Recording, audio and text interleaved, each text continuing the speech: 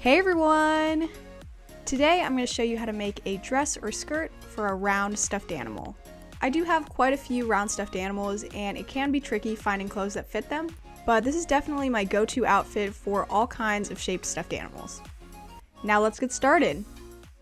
Okay, to get started, I obviously need some fabric and my patterns. The pattern for this is really simple, so I can quickly walk you through how to make this. It is a very long rectangle though, so I cut it out as a half pattern. For the length of the rectangle, you'll want to measure around your stuffed animal's waist. So for Roxy here, it was 22 inches. And when I know that the length of the dress or the width of the rectangle is going to be pretty short, like in this case, I like to multiply that waist measurement by 2, but then subtract 5 or 6 inches from that. So that for me would be 44 minus 6 inches, and that's 38 total. If the dress is going to be long though, you could just double that measurement and leave it. And now for the width of the rectangle or the length of the dress, I'm going to measure under her arm and down to where I want it to end. And I added an extra ½ inch to this for seam allowance, so that for me was about 3½ inches. But then I'm going to take my elastic that I'm going to use, and I'm going to use a pretty thick elastic so it kind of looks like there's a top part to the dress, even though it's kind of just a skirt. And so this is almost 1 inch wide, so I'm going to add an extra inch to that 3½ inch measurement I made. And then you should probably add another ½ inch to that for good measure.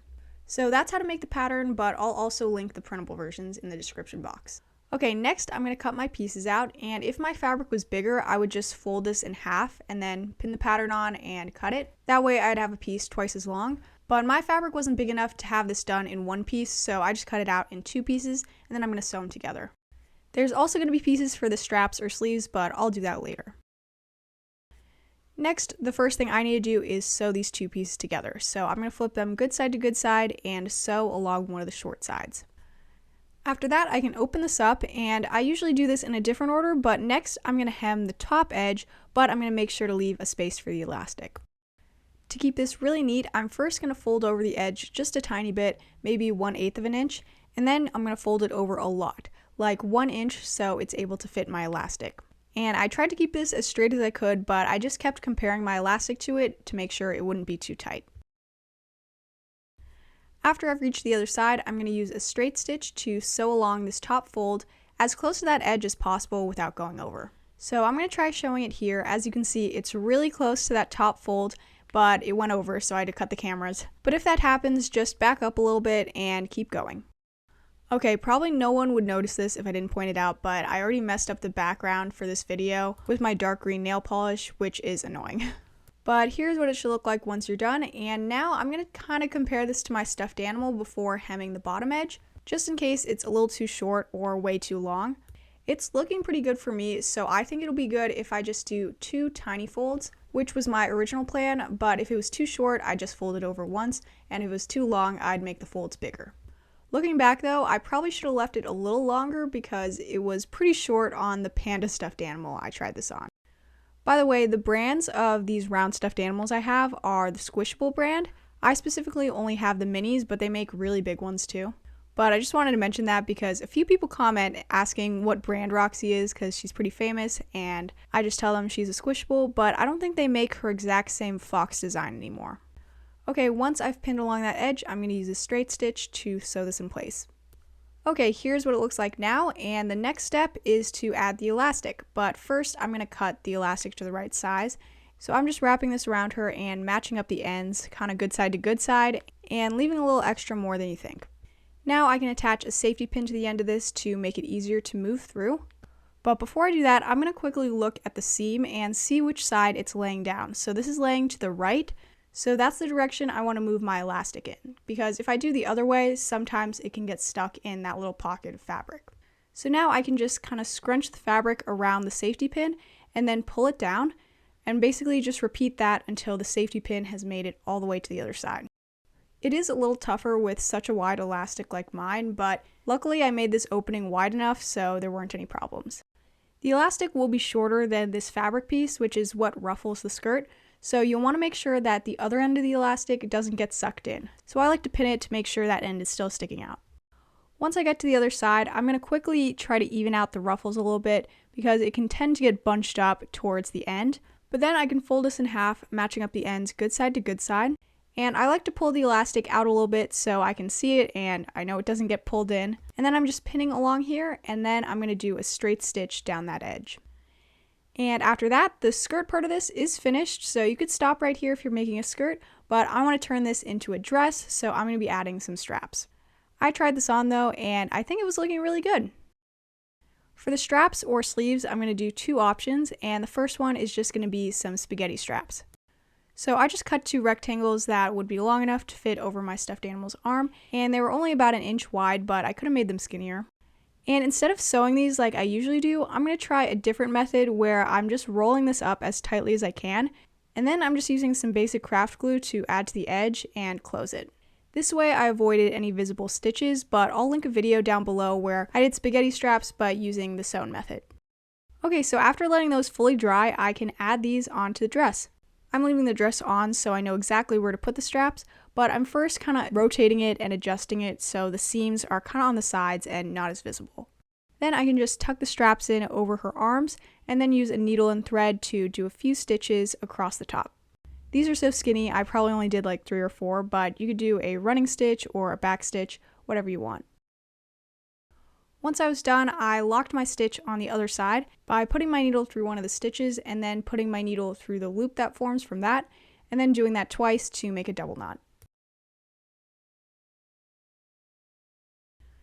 Then I did the exact same thing for the other side of the strap, and after you get a few stitches to mark the placement, it's a lot easier if you take this off.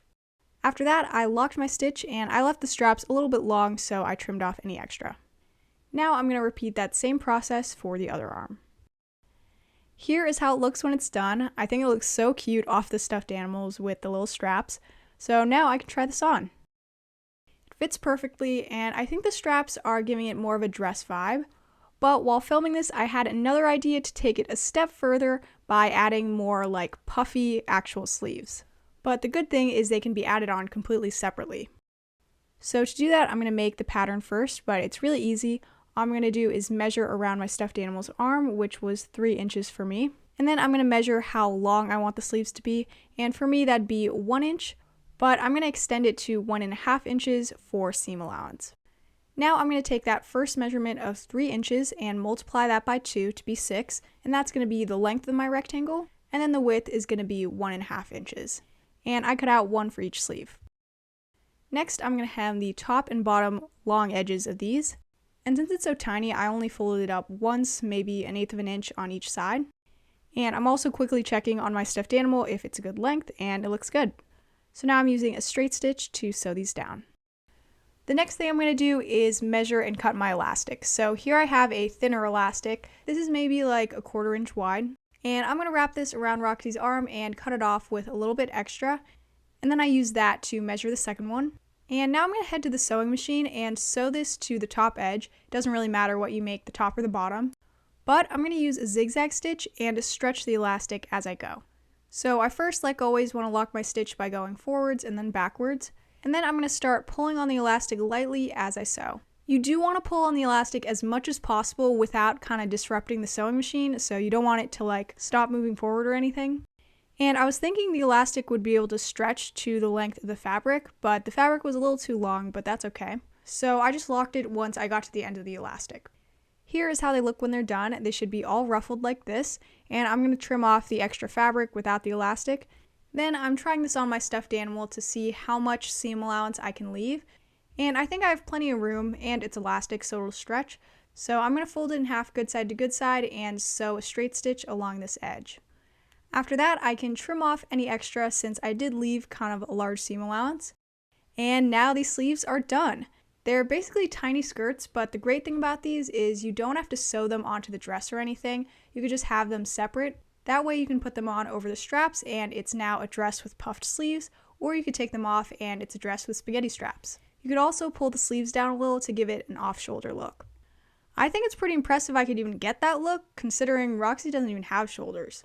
But either way, here is the finished dress. I love how this turned out, and I feel like I've never seen such a dramatic transformation of a stuffed animal with a singular outfit. To me, she looked completely different, and honestly just seeing her inspired me to dress better in 2023. The dress also looked really good on the panda I tried this on. You probably saw her in the intro. As soon as I put it on, she reminded me so much of Belle from Beauty and the Beast. Comment below if you agree. I really hope you all enjoyed this video and try this out if you have any round stuffed animals, because they deserve some love and clothing too. Please give this video a like, comment any video requests you have, and subscribe if you haven't already. I'll see you next time. Bye!